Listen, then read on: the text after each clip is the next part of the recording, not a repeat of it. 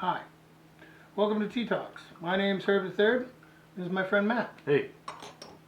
Today we are going to be drinking raw pu'er tea or Sheng pu'er tea. And this is actually one of my most favorite teas, and I like drinking it Gong Fu cha style. Gong Fu cha means mastery of tea, and I'm nowhere close to being a master. But I do love tea. I do love sharing it with friends. I do love studying it and learning it and trying to propagate the good nature of tea in my life. And yeah, it's been good so far. Speaking of young Sheng, young pu'er tea is really strong by nature. It has a lot of qi energy, cha qi. It's really punchy. And over time, it's become my favorite tea, especially the greener, fresh tea. This tea was picked in 2019. And it's called Hezia, right? Mm-hmm. Or Hezia, and this is the cake right here. And it was made by Scott from Yunnan Sourcing.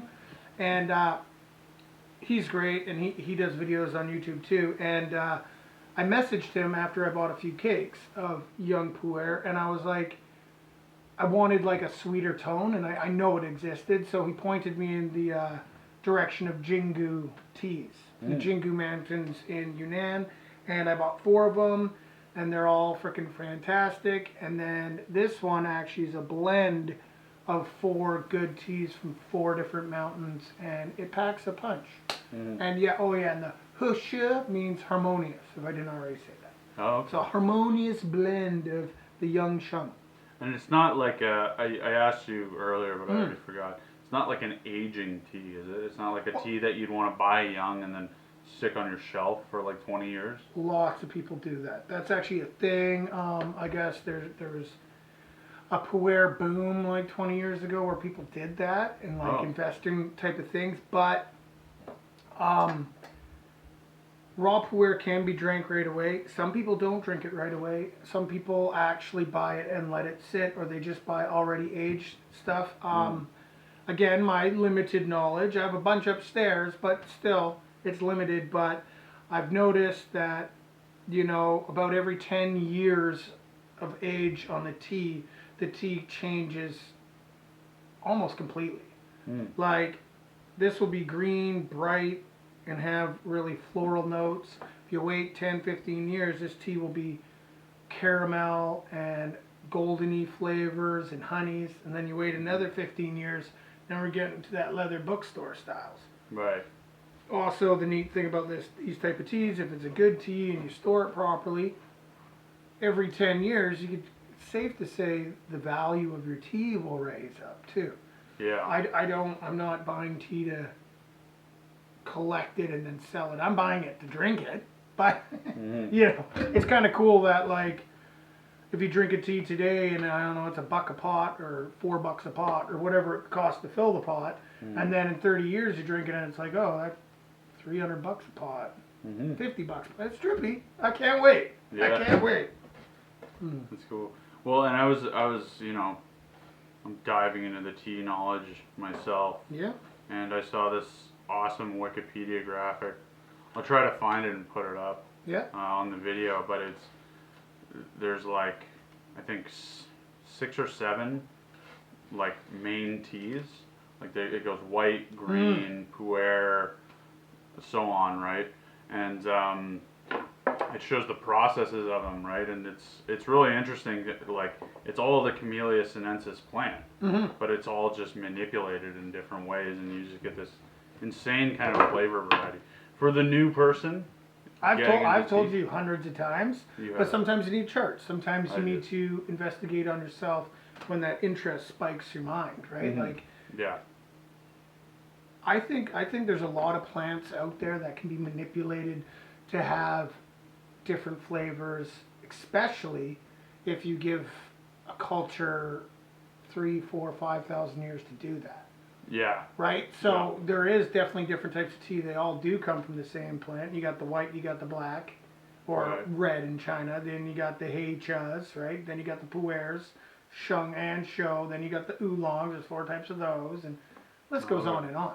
And it is the Camellia sinensis plant, but there's also sub-varietals of it as well. Like there's an India bush, and there's a China bush, and then there's even branches off in the purple teas and things like this. So it's non-stop. It's interesting though too. Like, why is it? Why do most teas come from that part of the world? Or like, could they cultivate them over here? I mean, especially in like BC, you think it might be the. I have heard there's tea growing on the island. Someone's doing it. I'm pretty sure Georgia in the States they're growing tea. Oh, okay. So it like, you know, like Yunnan where this tea comes from is like different temperatures than Victoria, BC. Right. Right. And India is obviously different temperatures. But, you know, yeah, I'm sure if you're a good plant grower, you can figure it out in whatever climate you're in, right? And depending on altitude and the soil you're using, like every part of the world could probably grow tea, and it could be very unique. Right. Just depending on where it grows. I'm just wondering if it's like a tropical plant or like, you know, because it like Yunnan is the south of China, right, which is generally tropical. I haven't fully studied on this. I know it tends to, like better tea grows higher, like in higher altitudes, and you know, it also gets colder higher altitudes too. So I'm not 100% sure. This is the stuff about tea that I don't know, and it's I don't know a lot, but I know a little bit. I know this is the rinse. Yeah, I don't think I've had this tea with you yet. It packs a punch. Is it? Okay. It has a harmonious punch. I'm ready. I got a good base of pizza pops. Yeah, and oh yeah, and again, this is Yixing clay clay pot, Yixing clay cups. This particular one has a greenish tone. It's made with Duani clay, and maybe ironically enough, I found that it works best with my green Sheng. So I got my green Sheng and my green clay. Nice. Yeah, I like that. I like when it works out like that. We'll give a little bit to my tea pet croaker here. He's just hissing at us today. He's gonna hit, and he's not gonna squirt. Nah, he's just hissing. Sometimes he does that. Usually that thing it makes a stream of water when you put it on. I like that he's moody. Cool. It's probably that I screw up, but I like that he's moody. Sometimes maybe you gotta warm him up first. Yeah, he's like, sometimes I'm not gonna spit for you guys. Yeah. That's cool. Yeah, I'm excited for this. And I got some orders on the way from Yunnan Sourcing. You're getting the purple nugs that we had. Purple nugs, yeah. That, and, I think it was with Bailey last time. Yeah, we had. Super good. Yeah, my plan is all falling into place, you know. My goal is to be able to go to my friends' houses and drink really nice tea wherever I go, because that would just be awesome. There you go. You know, and it's little goals in life. Yeah. Hopefully you like this. Yeah, I've been using my new clay pot too, which has been dope. Which one? The one you got from the lady or your mom? The essential oil ones. Yeah. Can you taste it? I don't think so. Nice. No. Nice. But it's hard even with like a new pot. Like this pot is significantly bigger. Yeah. So I had to experiment at how much pu'er I was gonna add. I mean, like right now, at my stage, I just drink like pu'er. Shou pu'er, right? And it's what I kind of know. I'm just learning that taste, and then maybe I'll, I tried in the green tea as well, right? Which interestingly, and I don't know if we mentioned that last time, but the green tea goes stale. Yeah. Right? It can. And that is because it's not aged properly. No. It's not roasted. No. Close. Okay.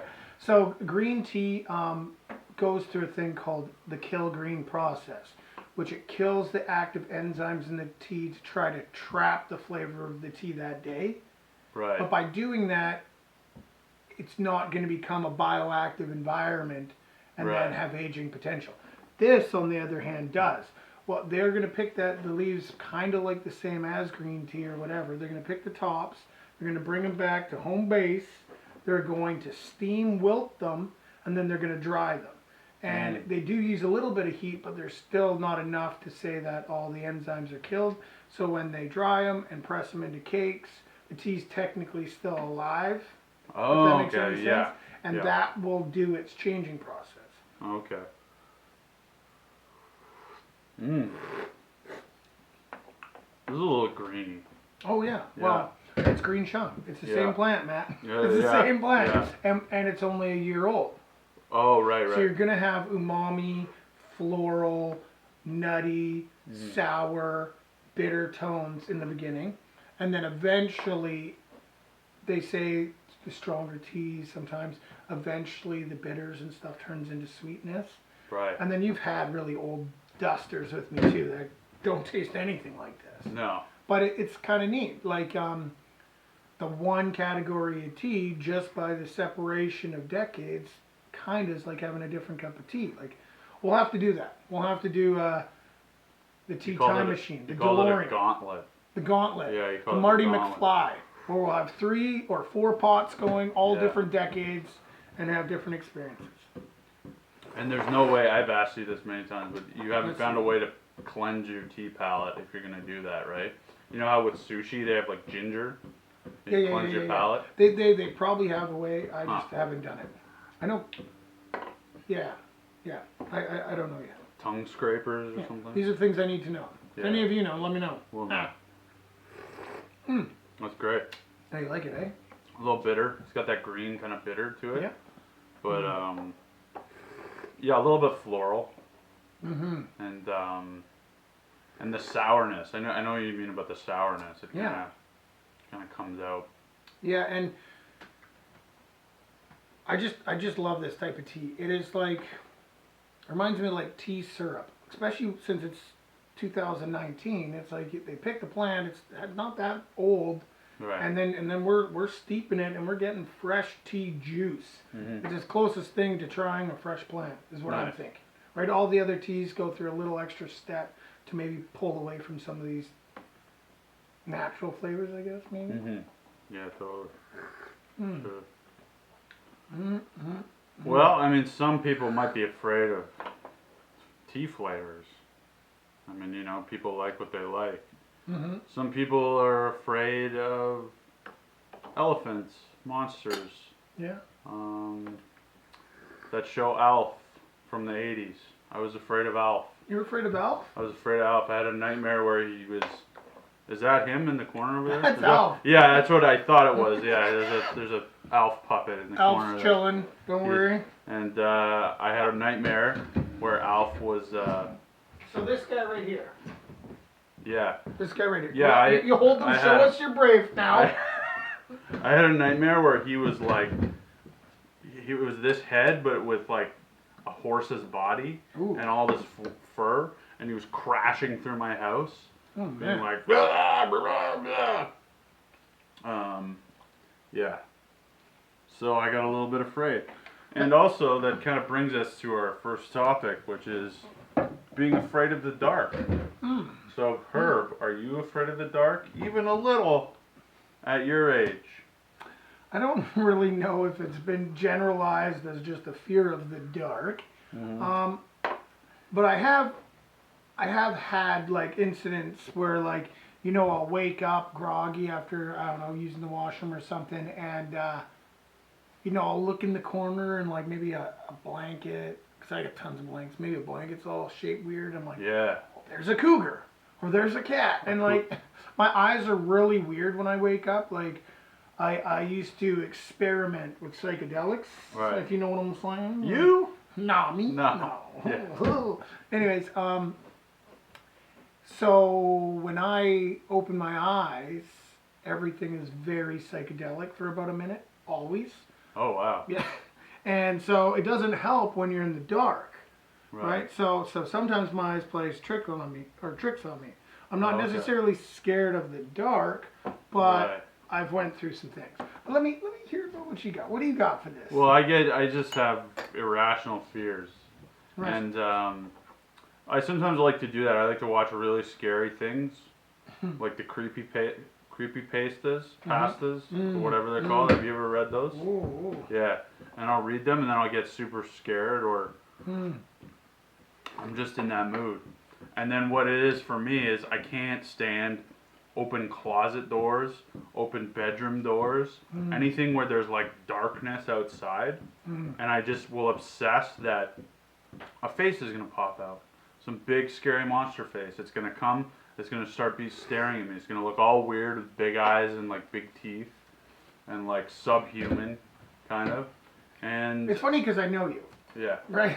Yeah. I hear what you're saying. If I heard this off of like Reddit or Facebook, I'd be like, oh, I understand. You're one of them. But I know you, and I don't really see that in you. But I guess here's the thing. We could go to our local Canadian Tire. Shout out to Canadian. Yeah.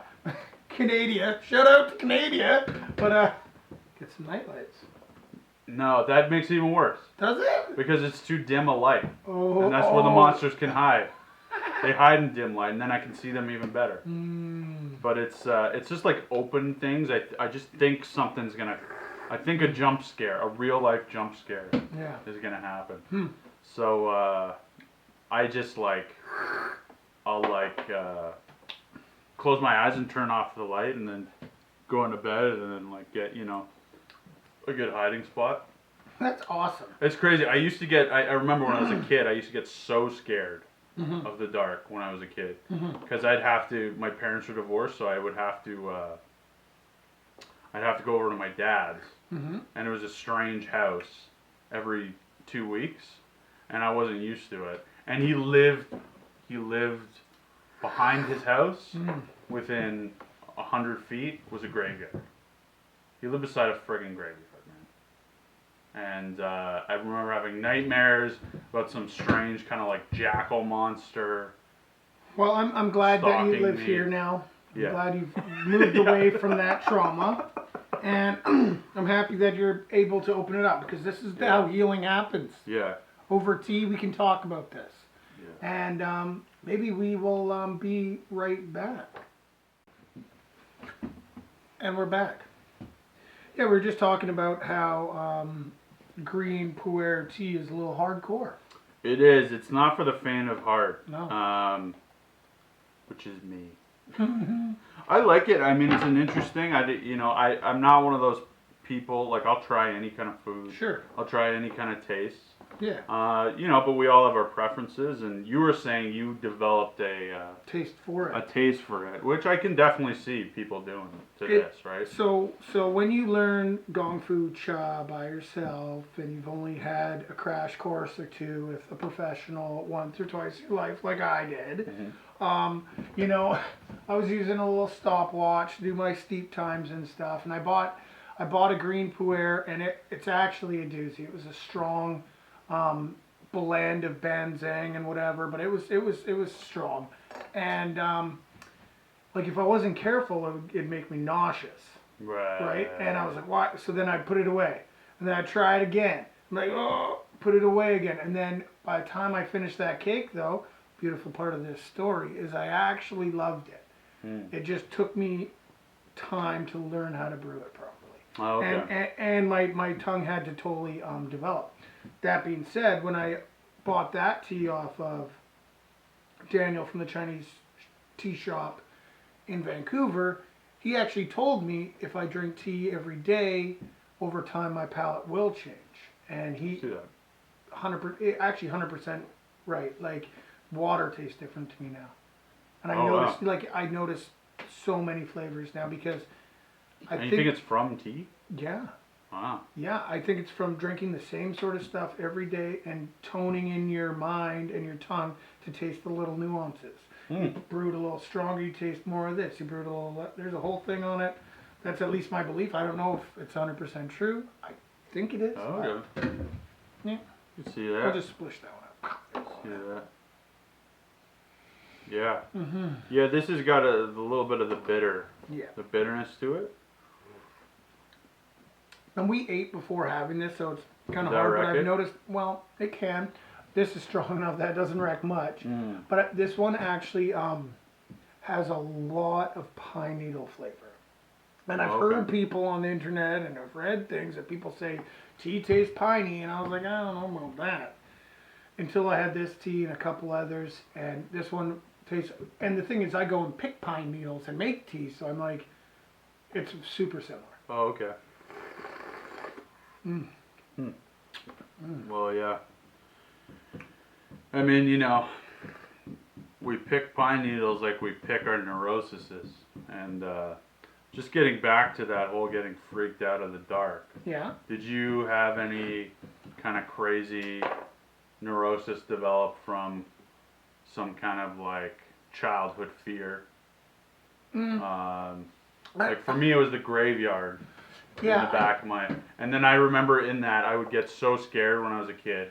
I would hide under the covers, and I would get so hot, but I'd be too afraid, so I'd be like drenched in sweat constantly.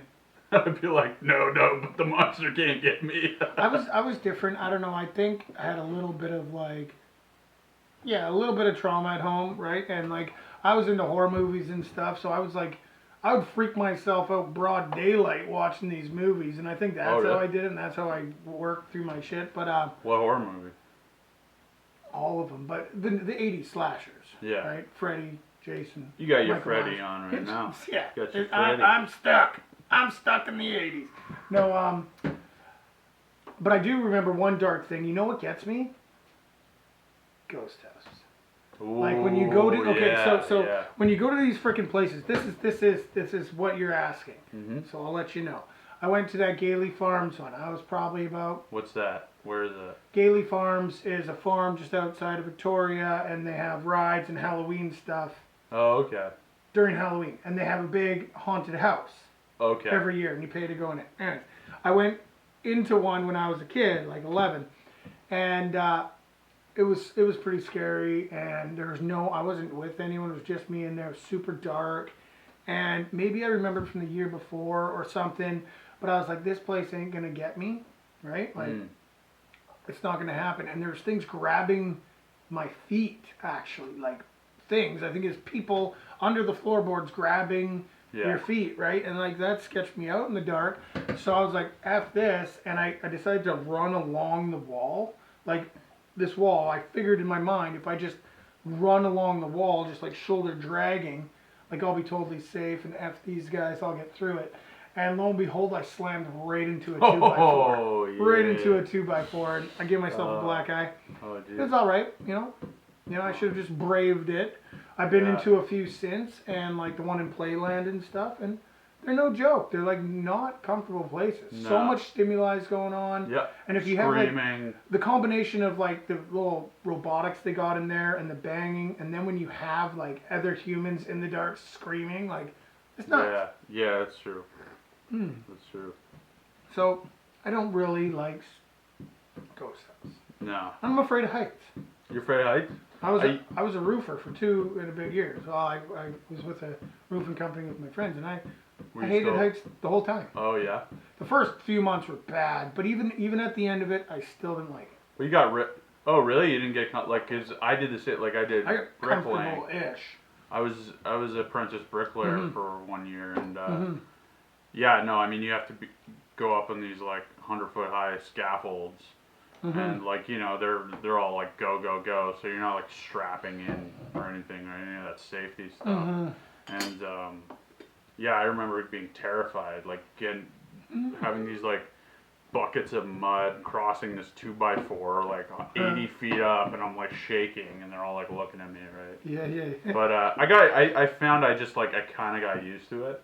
Right? I got used to the ladders. I got used to like, and these are the things that were hard for me in the beginning, but. Shout out to roofers and commend you. Like there's certain pitches of the roof and stuff that are just what I would consider unwalkable. And some humans really stick well, better than I did at least.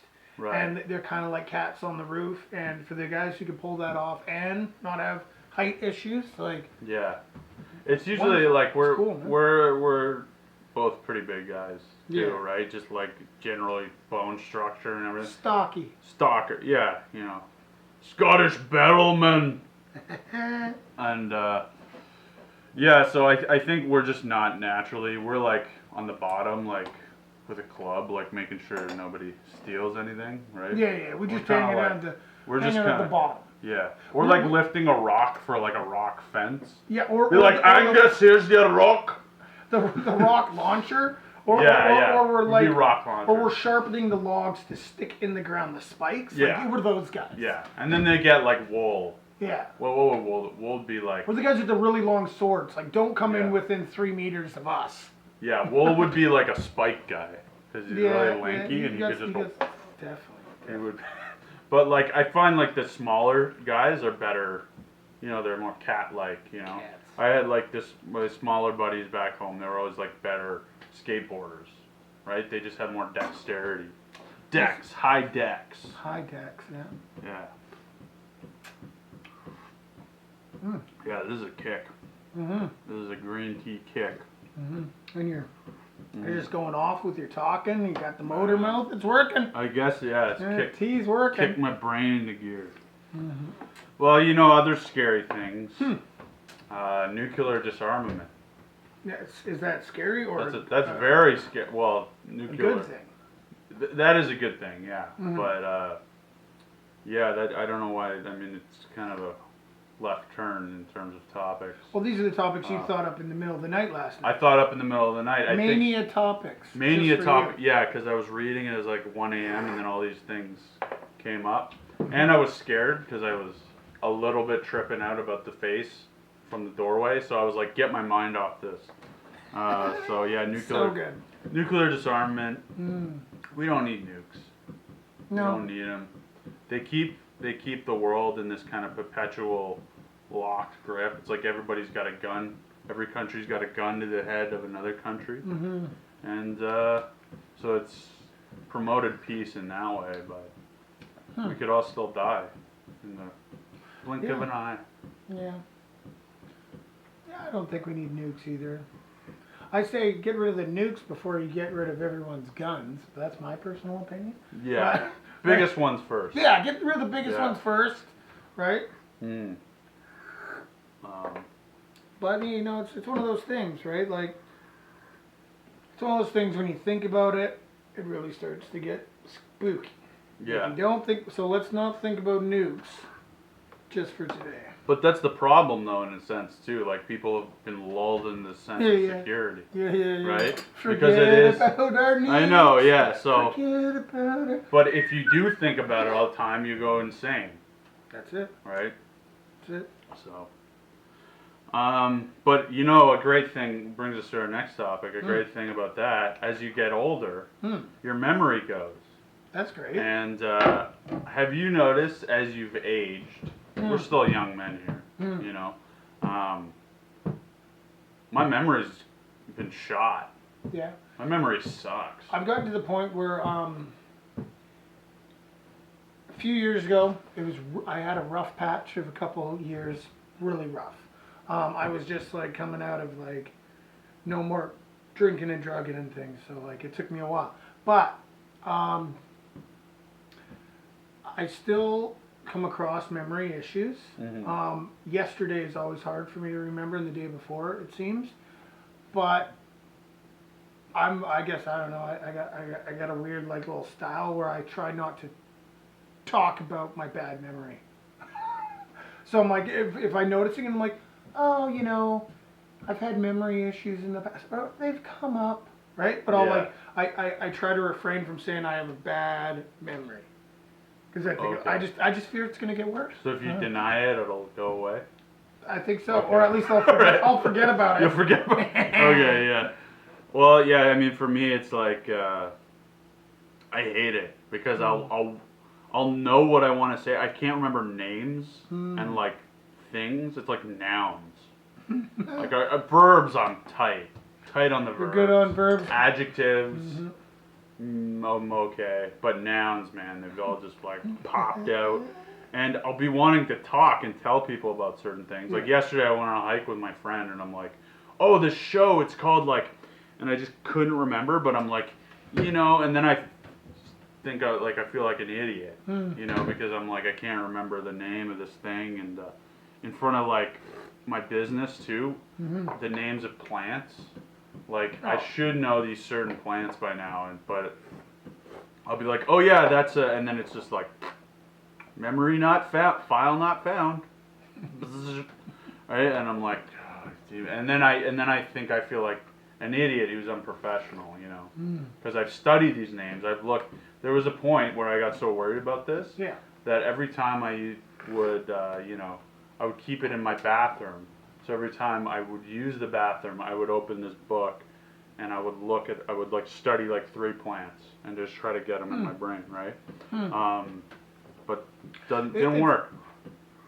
For me, so I only know how my brain works. I retain things on subjects that interest me. Right. And pretty well, and it sticks and stays for a while too. So me too.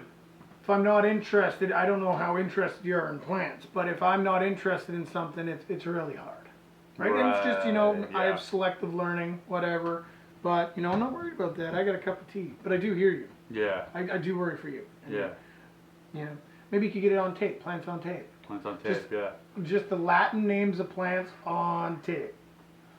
Well, you don't even need that now. I got apps on my phone, but you just take a picture of one, and then it'll identify it for you. Perfect, man. Yeah, perfect. I actually did that once. Here's a sneaky story. Hoping that my clients are listening. This really old lady was asking what this plant was, and she's like this high. And so I just sneakily opened up my plant identifier app, and she was like distracted. She could barely see anything anyway. And I took a quick pic, and then I'm like, oh yeah, and it's like loading. And then I'm like, oh yeah, it's a rose or something, right? So I saved my ass there. And then she was impressed.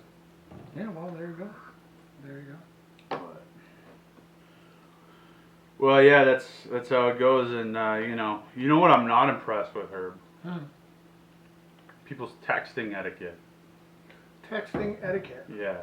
So I got a text. This is a big universe. Text-a-kit. Text-a-kit. Text-a-kits. Improper text-a-kit.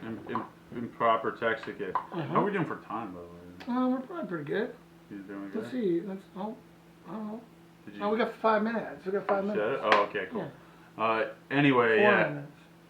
We're I'm trying to arrange because I play music with a couple of friends, and then this one person is like, how about we jam tonight? And I'm like, oh, the bass player can't because he's got this thing that he's got to do. I'm like, well, what about Friday? And then she said, if you're watching, she was like, I work Thursday, Friday, Saturday, exclamation mark. Like I listen to everything you say, I'm like, how am I supposed to take that exclamation mark? Yeah, you took. She yelled at me. She did. She yelled at me, right? I use exclamation marks in all my texts. I think. You do. Like I'm like nuts with it, but it's never in a yelling way. It's always just excited. Yeah. I don't use them in yelling. I don't think I've ever used an exclamation mark like in a yelling way. In terms of if you want to yell with a text, you caps. Yeah. It's all caps. I've never done that though. I never what's the point of yelling over text? It's so unsatisfying. You gotta yell in front of the person. Yeah, we're still scratching the surface of this texting etiquette stuff. Like I've been through it all. It's all crazy, It is crazy. It's a crazy world. I have a hard time with dry text. Like, yo. Oh, the half effort text? Hey. Yeah. Yeah, and it's like, hey, don't message me. Yes. Ever again with that shit. I don't want to spend the time to message you back if it's. That's pretty much what it should be. Fuck the letters. You should just voice record. Yeah. Like, I'm good. I'm good on that. Yeah. But, Yeah, it's like, where do you want this to go? Right? And you know what I really don't like is with the dating apps. I'm not on them. You're not on them. I don't know anything about them, but I would like to learn. I go on them enlighten me. because I have with my job, I'm by myself. I don't meet a lot of women. So I use the dating apps a lot. But then there's the texts where you text them, or it's anybody. I'm sure this happens with guys too. Women have this with guys, but you text and then they're like, and then you ask them something about themselves, and it's just like they answer the question, and that's it. And then I'll do it like 2 or 3 times, and if it's just still the same, like there's no conversation, it's like, why are you, if you don't want to converse with me, just don't text me back. Oh yeah. Right? Like, why are you? What do you want me to like? I'm not gonna bend over backwards for you, right? Well, what I think is there's a lot more. There must be a lot more boring texters than there are boring people. Right. But these sometimes maybe not boring people really got to pick up their pace on their texting, else they seem then boring. Yeah. Right. And it's a habit stuff. I don't know. It's. But it's an essential part of these apps, right? Yeah. You got to be able to message. Yeah. Unless, like, sometimes I'll just drop my number really quickly. So I'm like, I'll have a phone conversation with you. The number drop. Yeah. Yeah, and then if they, like, I understand if you don't want to call some random dude, but then I can talk to you over the phone. And I actually had a boring texter. I dropped the number. Yeah. I called her or whatever, and then she was a boring talker as well. Didn't ask me nothing about myself. I think that's. I'm interesting. Get it out of me. I'm sick of, climbing the mountain of your brain to try to, frustrate. I said, that's a boring person. You encountered a boring person on a dating app. Boring or socially awkward, right? And then I'm like, that's okay, but like, make a little effort, Be like, what about you? Or say that you're nervous, or say, I don't know. I'm not. I don't fully know, but I'm hearing your side of it. Getting a little frustrated. I'm hearing your side of it. It's okay. Well, you've had potent tea. I had potent tea. And we're healing. We're healing with our healing medicine. And then my childhood fears came up. All these things are coming up for me. Your neural pathways are active. My neural pathways are. Oh, I think we're gonna have to take a little break. And we're back. Before we dive into those topics here, what was on the tip of my mind is a cool thing about Gong Fu Cha Tea is experienced or non-experienced people still have their own experience when it comes to drinking it and how it makes them feel and how and what notes they taste and stuff. So it's like you don't have to be fully experienced to have a really good experience, if that makes sense. Okay. Right? So, and I don't know how you taste it or what's going on for you, so it's like, you're the master of your own palate. That's what I'm trying to say. Master of my own tongue. Yeah. Master of my own tea destiny. Yeah. Yeah, no, I mean, this is, from drinking Hezia Pu'er all the time, which is my favorite. This is, it's the bitterness is a little punchy for me. Sure. But I'm in this. I'm in this shit. Yeah. Right? So I'm you're in. I'm ready to experience the new tea stuff. I think Hezia Pu'er would be like red wine to this being like white wine. Okay. Hezia Pu'er is also pretty gentle in its flavor. It's smooth. It's melted chocolate without the sugar. It has like a smooth flow, right? Yeah. And this one is hoppy and very punchy. Again, we'll speak about the Sheng Pu'er for a second.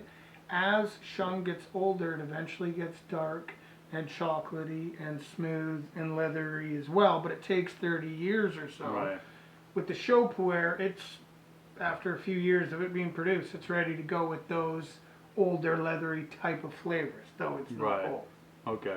Now we're getting crisscross. The main manufacturing difference between the Show and the Sheng is what again? Post-fermentation. Both batches are dried.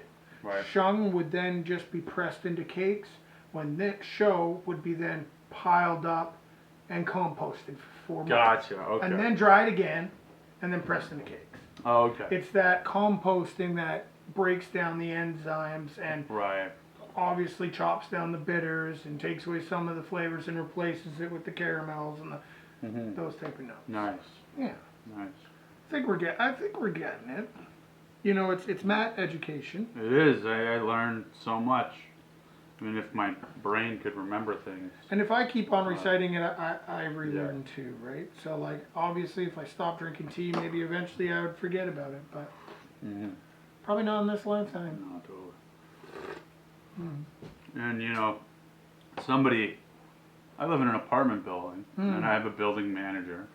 And somebody whom my building manager would like to forget about is the bandit penis drawer of my building. Okay, so how many? So Matt.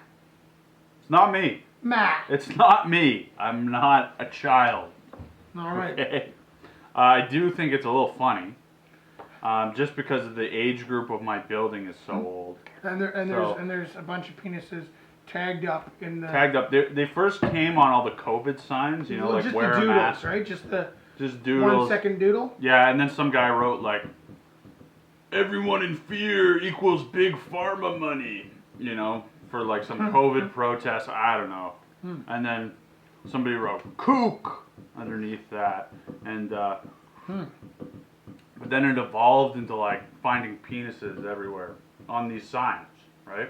And then my manager, building manager, great lady, but she made it worse because she played into it, and she wrote like, "Whoever's graffitiing this, disgraceful," like underline.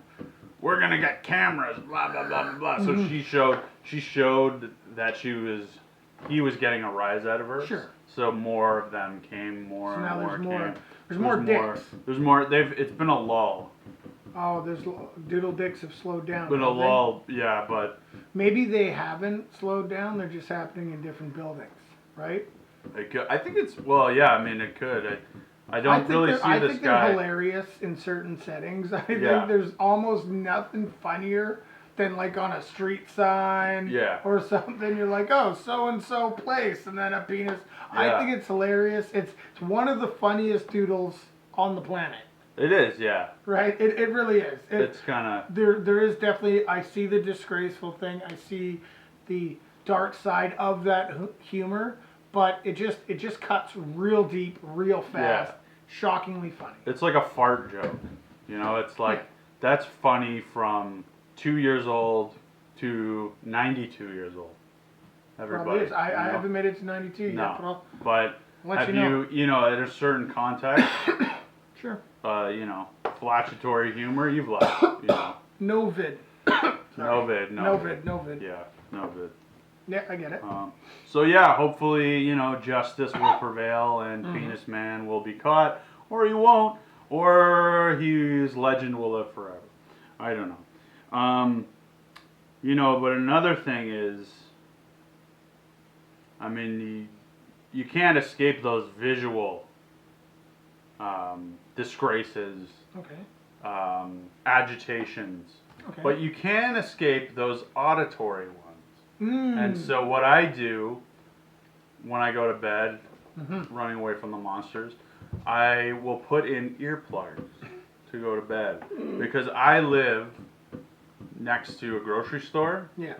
And it gets those beep beep beep trucks. You know, they're there 7 a.m. loading their stuff up. Sure. They gotta feed the people. And you get annoyed with noises. I get annoyed. So you wear earplugs. Yeah. The neurosis is strong. And then you were telling me you woke up this morning. I woke up this morning. I started walking around with them. I forgot I had them in because I was so groggy. Yeah. So, but then I was like, everything's so much calmer. Like I feel so much kind of like chiller and like I'm less distracted. And then I'm like, oh yeah, I've had earplugs in for like the last 20 minutes. Yeah. And then I'm like, I wonder if I could just like live like that with earplugs in. You know, maybe like pop one out if I needed to talk to somebody, right? But just I felt more focused. Totally. I felt could hear my thoughts better. Well, I heard this and I instantly thought that was interesting because I myself have been down this dark path. I don't use earplugs anymore. I used to wear them when I slept. And sometimes throughout the day I'd put them in if my kid or other stimuli is too much. And then my ears got really bad and I was always like kind of freaking out and like everything was always so noisy and I couldn't handle it and I thought I had tinnitus or some other ear problems. I was like, I'm going deaf, something's going on, this is bad. Like it was really frustrating and kind of scary. And so I go to the ear doctor, whatever that Ear clinic? Ear clinic. I went there, And I got tested. And the last time I got tested was when I was like 6. So Right. I got tested. I did the thing with the things. Can you hear the beep? How many beeps do you hear? Yeah. 2? Do you hear 3? Do you Yeah. hear? I bet you. Yeah. They want And- to sell you hearing aid. Yeah, I Those think I. places, I a think. lot of them. Anyway, sorry to interrupt. Totally. I think I had a little bit of tinnitus or whatever, like just a little bit. But what they did tell me, and what was actually information that I needed, was when you use earplugs often, your ears and your brain will raise the volume in your head up to negate the earplugs. That's why you can hear through them really well. So you can hear through the earplugs still. It's because the volume in your brain's turned up. And then when you take them out, obviously everything's noisy. And it almost became a permanent like thing for me. So I don't use them anymore.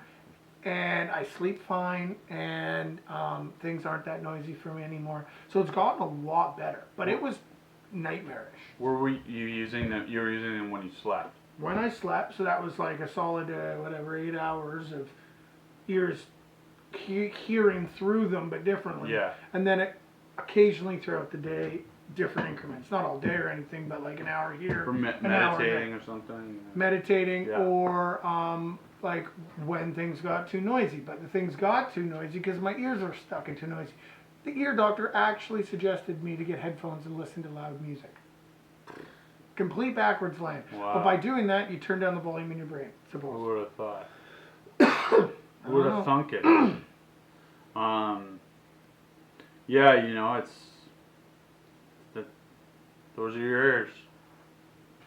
They're for when you hears.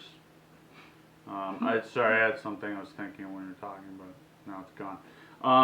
Back to that memory. Back to that memory, and you know, I think as you get older, maybe you get a little softer too. You're not like, 21 years old and ready to take on the world.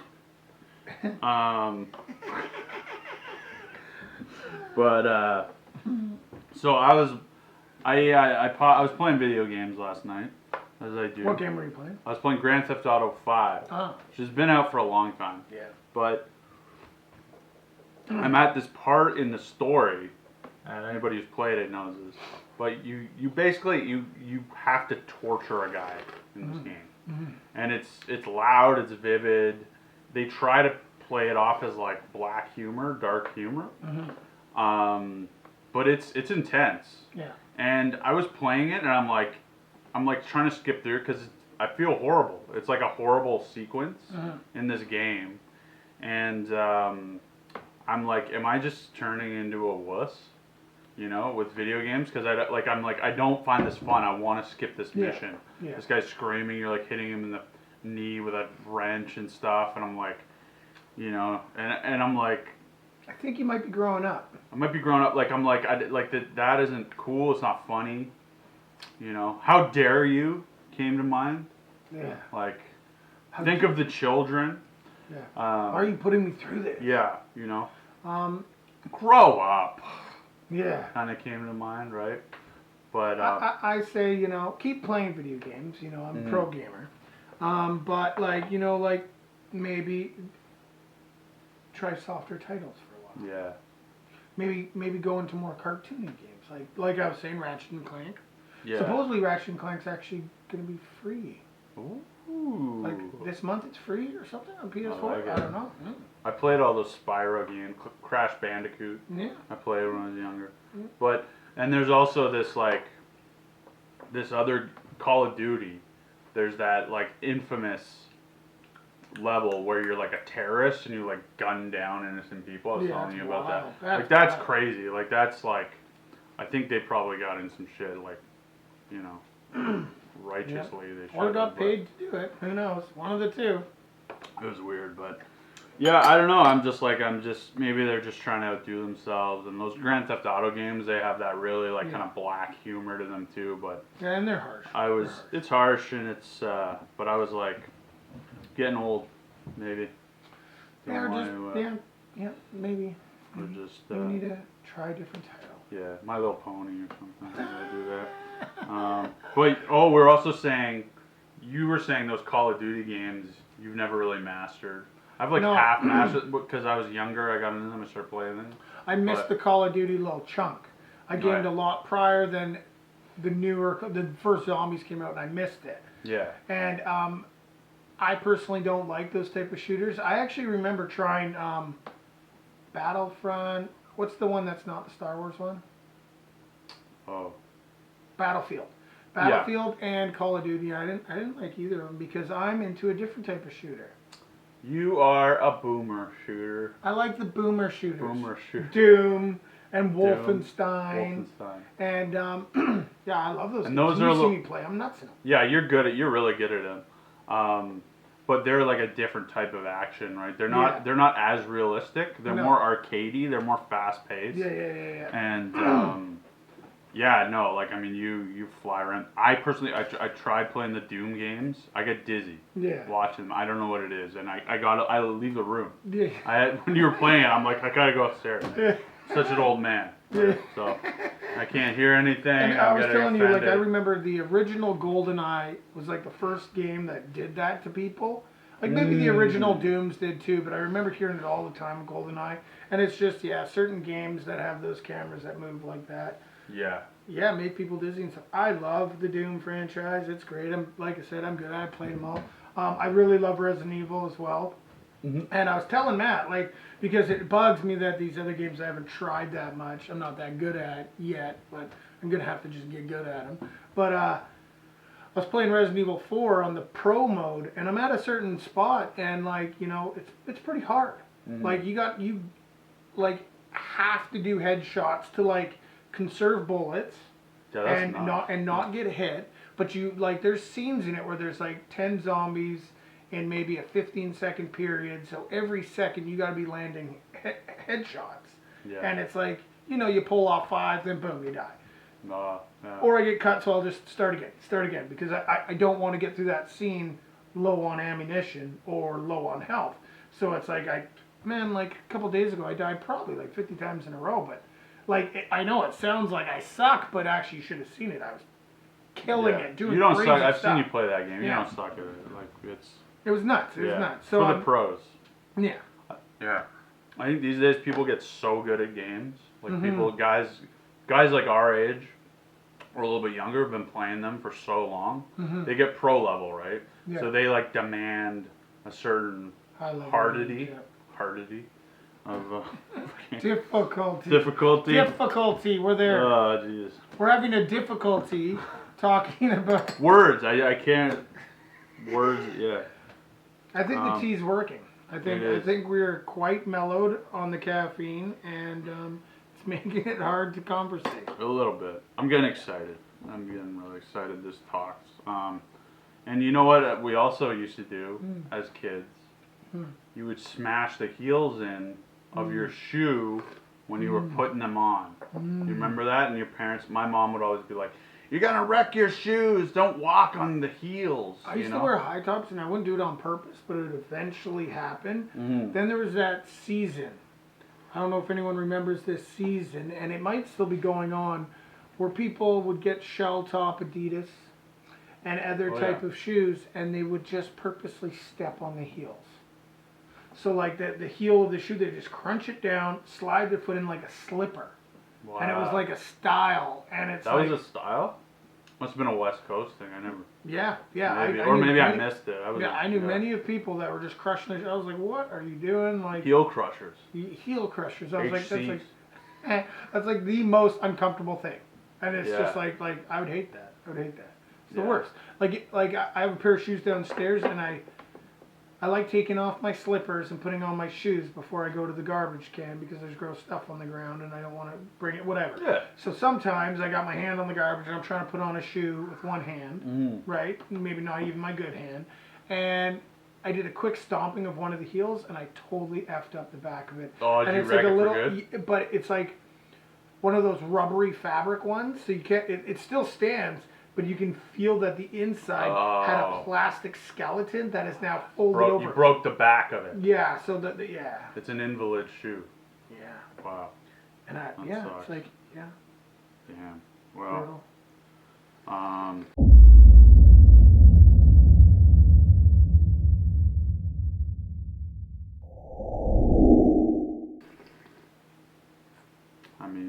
Tea's good. I got jacked up. Yeah. You don't know what a house centipede is, do you? No. You've never seen one? A house centipede? I'm going to put it up on the screen right now. Look at that thing. What? Bad news. No, this I'm talking in post right now. I'm putting it up. So disgusting. right now on the scene. Look at this thing. Look Ew. at it. It's so gross. Ew. Yeah, it's gross. It's and I'm sorry. I should have put a warning. I may put a warning. Yeah. I grew up with these things don't put a warning. in my house. In my house. House centipedes. You know. Gross. House centipedes. So I remember. That's a T-dot thing. That's I'll tell a you. T-dot thing. I think it's like an Eastern thing. Yeah.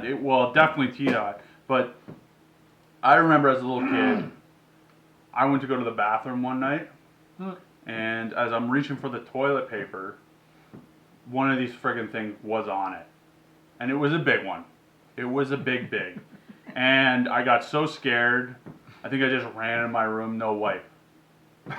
I couldn't handle it. And these things are so fast too. They went. They're so because all their little legs like work in tandem. So they're like a silverfish but grosser. Ugh. Yeah, silverfish. I don't know. Silverfish are common. I find like common. every place has a silverfish. Yeah, they're harmless. They don't get in your food or anything. They just do their silverfishiness. And actually, house centipedes are like spiders. They're predators, and they eat other bugs. But they're too disgusting to live. They're an abomination. So, yeah, not good. They're the bad. That's funny. Oh. Well, Herb, that's kind of come to the end of Tea Talks today. Yeah, you know. We've House centipedes, memory, crushing shoes. We've run the gamut. Call of Duty, terrorist attacks, fears of the dark. Penis drawing. Doodles. Penis doodles. Nuclear disarmament we even touched on. That's it. Sheng Pu'er. We're really quite, eclectic. Well, this is what I keep on saying, and what I keep on trying to encourage people to try is try good Chinese tea, try having Gong Fu sessions, try to learn some of that history if you ever feel so inclined, as Matt is trying to do and other friends, and watch the magic happen. And I think the real magic, besides the tea and the process, is the conversations you can then have with friends. Yeah. Right? It's been fun. Been good. It's been really good. We've been doing these almost weekly now. And I got a lot more tea upstairs. Yeah. Young Sheng alone, like what? I got 15 cakes. Can't drink all the tea in the world. I can try. But we can try. I can try. Well, from our house to yours. From my heart to yours. Wait. I just want to point this out, that this tea has an energy to it. And I think it's actually kind of like, we're mellow now. It's like we've had like 2 chamomiles. Yeah. So if you ever want to talk with your friends and slowly go into a chamomile coma, buy this tea from Yunnan Sourcing. If not, tune in next week for something else. Hey.